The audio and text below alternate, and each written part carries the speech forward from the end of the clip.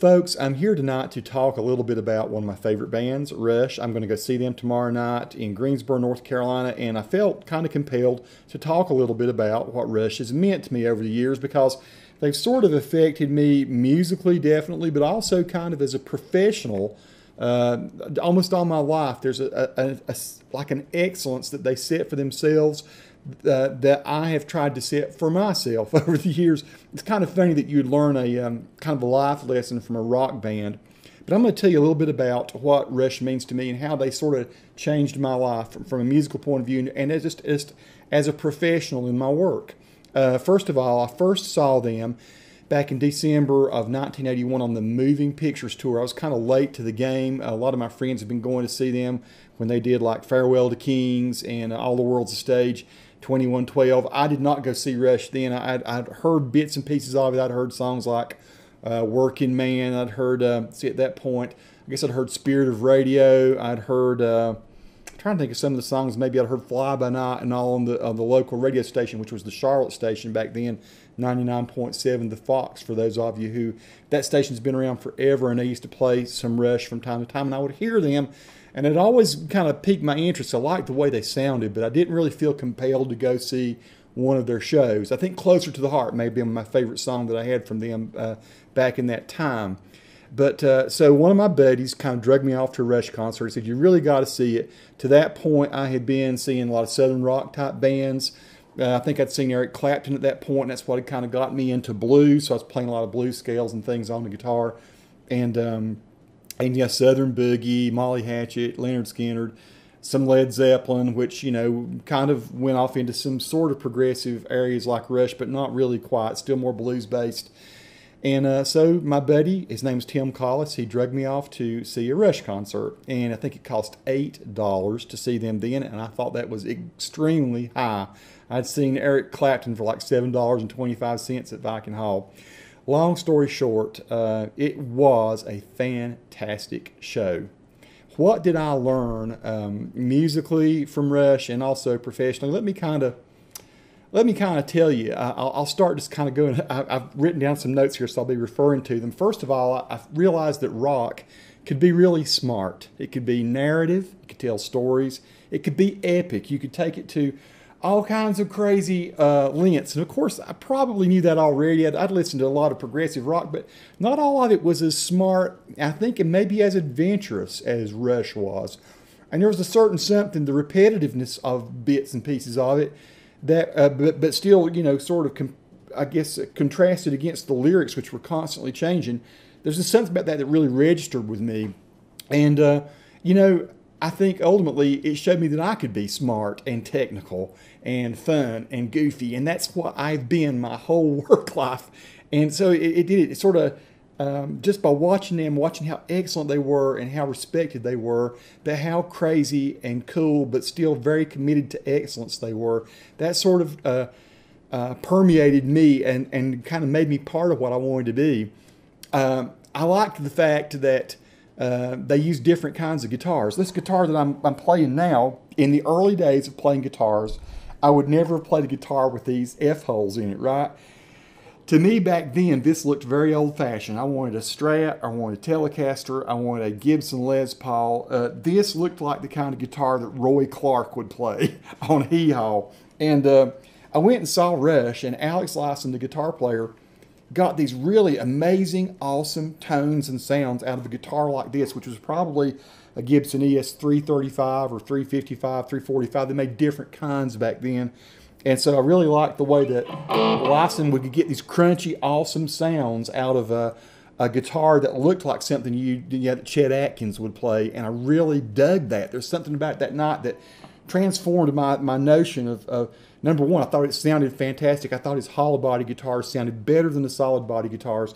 And suddenly I wanted to play this kind of guitar. So you'll see me a lot now play. I guess what it did was open my eyes up to the fact that you don't have to have a certain look, or you don't have to have a guitar that looks like everybody else's, whatever. What you really want is you want the right tool that's going to sound and work the right way.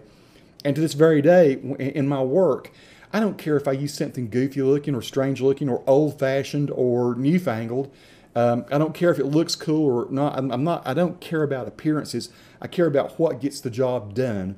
So whether it's software, whether it's using a golf ball retriever for my GoPro instead of a GoPro, if it's about driving an ugly old car because it gets better gas mileage than the fancier new car, I try to go for what's practical and going to really give me the result that I want. I'll say this, I like the fact that I learned from Rush that rock could incorporate acoustic and electric guitars in the same song by the same player. Back in the old days, folks, when you go to a concert, it was very rare that a guitar player would play an acoustic guitar and an electric guitar in the same song. Even Jimmy Page from Led Zeppelin, when he'd do Stairway to Heaven, he played a double neck electric guitar, which Rush played double neck guitars too, but he would play the acoustic parts on electric guitars, Jimmy Page would.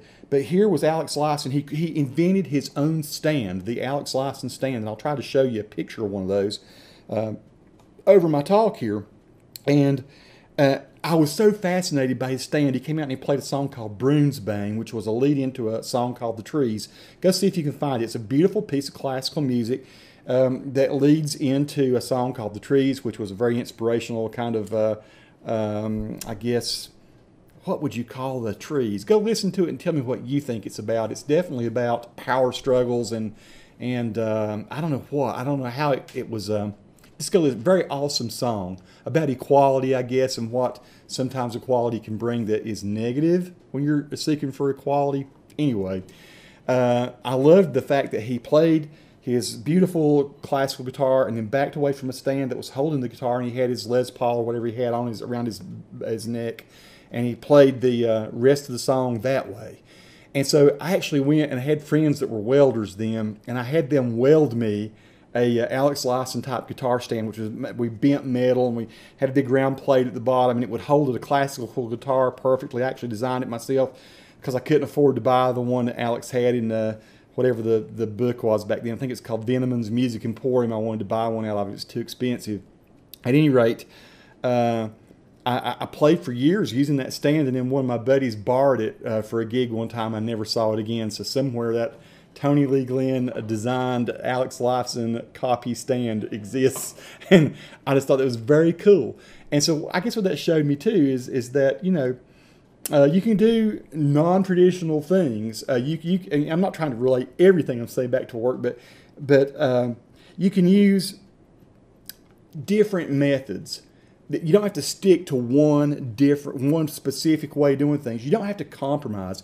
Don't try to do this and that and do one halfway. You know, figure out a way that you can do both. I like the fact that he on his record, he had the acoustic guitar, he had the electric guitar. He figured out a way to pull it off and make it happen within seconds, switching from he actually had to create his own stand. To me, that was very cool. Here's the thing I was really impressed by is that so much sound can be made in non-traditional ways. And again, I'm just looking, they were so outside the box. These guys, if it came to a point where they wanted synthesizers in the song, and the bass player, Geddy Lee, wanted to play synthesizers, Alex Lifeson might play bass with his feet while he's playing guitar, or Geddy might play with his feet, or they would trigger MIDI sounds and things. And this just blew my mind that they would figure out how to create these complicated orchestrations of songs and play them live still. Now, certain things, maybe little riffs or something here and there were programmed, but for the most part, they actually played live. Alex might be playing a complicated guitar part and actually playing a fairly complicated bass part with his feet. I guess the dedication that took. Yeah, I realized they had to practice that, and they had to come up with innovative ways to create the sounds that they wanted to create, to reproduce their music. Again, it just to me, it was just that spirit of innovation that just kept on impressing me about this band. Another thing that made me do is it made me, I guess, appreciate Canada for the first time. They were the first Canadian band that I really thought was cool. And so it opened up my mind to that point. You know, it's like if you were from the South or if you were maybe from England, you were very cool. And I didn't really pay so much attention to the up north bands or the bands, you know, California bands, some of them, the Eagles, I liked them a lot. But all of a sudden I started listening to people like Triumph and April Wine and Guess Who, Neil Young, and, you know, then later like Bryan Adams and other Canadian bands. And it really opened up my eyes to the fact there's a lot of great music that comes from north of the border. And I don't know, it just opened me up to a lot of other music, and music that I would not have listened to before Rush.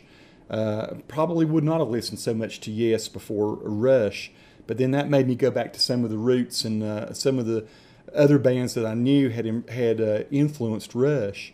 It made me understand that musically you could go beyond blues-based riffing, and that maybe it's okay to actually learn some chords, some really good, interesting, different chords, and to learn the scales of my songs. I started realizing as I played along that a lot of what Alex Lifeson was doing on guitar was he was actually playing some scales and some modes and some suspended chords and ninth chords and chords I didn't know exactly what they were, but he was playing them differently than what I'd played before. So it just expanded my palette musically. And again, it just taught me to be more adventurous, because they were very adventurous with their music. And so I think moving forward then in my professional life, I carried that spirit with me out into the world. You can make great music that really doesn't meet popular success. People will still come out and enjoy it, and they will buy it. Now, that's one thing Rush has proved is, I don't know, and they've had gold albums, platinum albums, but they did that without any critical acclaim for most of their career. Nobody was out there shouting out the top of the roofs this band was great. Even the rock stations I listened to didn't push them tremendously. They just went out and put on great shows and impressed people with their ability and their spirit and the fact that they were having so much fun on stage. They were smiling, and they were just giving 110% all the time, and you realized that. And they were so technically proficient, you were just in amazement. Particularly the drumming and everything. I mean, all three of them are fantastic, but that they didn't have that big standout song. They had stuff like Spirit Radio, eventually Tom Sawyer, some things you might hear once in a while, but nothing that was a breakout success, smash anything that broke them. They just did it through playing really well and putting on great shows. And I guess that taught me that, like even with my YouTube channel, I try to make good videos. I'm not a breakout hit. When I look at my YouTube channel, I think, okay, my average video averages about 500 views. I'm not getting watched a whole lot on anything, maybe one or two or three or four videos. But consistently I try to put something out that's fairly interesting and hopefully something that's helpful for people. I have no big hits, and so maybe I'll last as long as Rush on YouTube. Maybe I'll be eventually celebrating my 40th year on YouTube like they are as a band. I like this about them. You can write music, songs about more than just love, girls, sex, money, cars, etc. You can write about almost anything and make a good song out of it, and they did. I mean, that's one thing that surprised me is you didn't know what Rush was going to write about. Subdivisions was a song about just growing up in suburbia and conforming to norms. You had stuff like Tom Sawyer, the Red Barchetta song, just on and on. Songs about all kinds of things and different topics. I mean, Bastille Day, a song about French Revolution, crazy. You could write songs about all those things and make something kind of cool out of it that people would enjoy listening to. The number one thing I think I learned from them is that you should appreciate your fans. Appreciate your fans. Give them their money's worth. I try to do that with my freelance work or any job that I do. Try to give people their money's worth if they're paying something to me, or if they're giving me their favor in some way.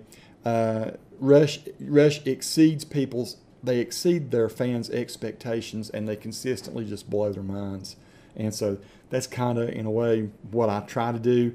Not that I've been very successful at it, but I like that about them, that they're so good and they'll play so long. I know I'll go watch them. Here these guys are in their early 60s now, and they'll probably play a 3+ hour concert. And they'll give it everything they've got, and they really, really appreciate their fans, and they say that all the time. You can just tell it when you watch them play on stage. They're happy and thankful to be where they are in their life, and they've never seemed to take it for granted. I like that. Now, what's kind of sad about tomorrow night going and seeing Rush is that it's probably going to be the last time I will see them play, because it is their 40th anniversary. They are getting a little older. I've read some people who have said, or maybe some quotes that where some of the band members have said, I don't know that we can keep it up any much longer. I think particularly Neil Peart is having a hard time playing all his drums all night long because it's got to be physically taxing for him to do that.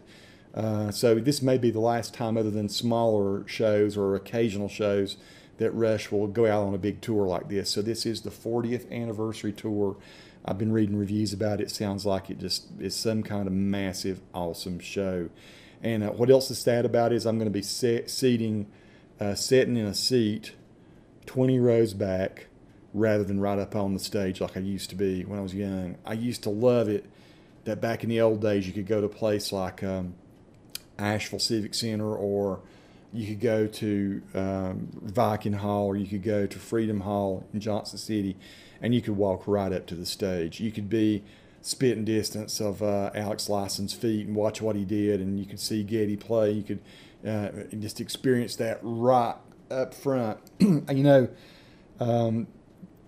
I'll say this: I've never smoked any dope in my life. Never any pot or anything like that. I've never been one that wanted to try that or be under the influence of drugs. Being up front of the Rush concert back in the 80s, though, I probably have been a little bit high on that stuff just because it was clouds of it back up. I won't miss that, and maybe it won't be that way in Greensboro when I go see them. But it's 20 rows back. I'll be sitting down or maybe standing up some of it, but I won't be able to go up there and just push my way to the front and learn the riffs and things like I used to when I would watch them play. And I miss those days. I miss those days when you could go see a band for 10 or 12 or $14, and their show is going to be fantastic. I know it's going to be fantastic, but in some way I wish bands would go back to a simpler type way of playing and just give us the show, give us the music. You don't have to take out 15 or 20 tractor trailer loads worth of stuff and make the price go so high. But you know what? Still, it's worth it. It's worth going to see, because I'm going to be going with my brothers and one of their friends. It'll be the first time I've actually got to go experience a good Rush concert with my brothers. It's going to be a lot of fun. Although there are many technically awesome prog rock bands still around, this is some of my notes I'm reading, no one even comes close to being the pioneers, the inspirers, the overcomers that Rush has been. And I don't think there's going to be another Rush. I mean, there are some really great players out there, and there's some good prog rock bands. None of them quite capture my imagination. As a matter of fact, some of them bore me. And I don't know what it's going to take for another band like Rush to rise up that's really that good and that much fun. I mean, they have technical ability that goes somewhere. Theirs is more about groove and story than it is about flash and speed and, hey, look how great I am, although they are super great. They are not boring. They are fun, and they're awesome, and I'll miss them. So there we go, my little tribute to Rush and how they've changed my life musically and professionally. Go listen to some Rush. I would recommend the Moving Pictures album, of course, the Permanent Waves album. They went through a synthesizer period. Some people really like it, some people don't. I happen to have liked it, but go check out some Rush. If you're not real familiar with them, look up their greatest hits or something, and then go watch some of the YouTube videos out there of Rush performing. And they're really great on the DVD too. If you want to get the Snakes and Arrows tour, that's great. Or the I'm trying to think what the other one was. The Time Machine DVD or Blu-ray is fantastic, and that will give you a taste of what Rush is. I don't think Geddy sings quite as good as he did in the early days, but still it's pretty cool to watch them, and the music is fantastic. The playing has always been there, so the playing is just outstanding. Folks, peace to all who watch. If you're a Rush fan, leave a comment. Tell me what you think about what I've had to say, and add your comments if they're constructive. Don't share them if they're destructive. I'll just delete them. Thanks, folks. Thanks for watching. Subscribe if you like.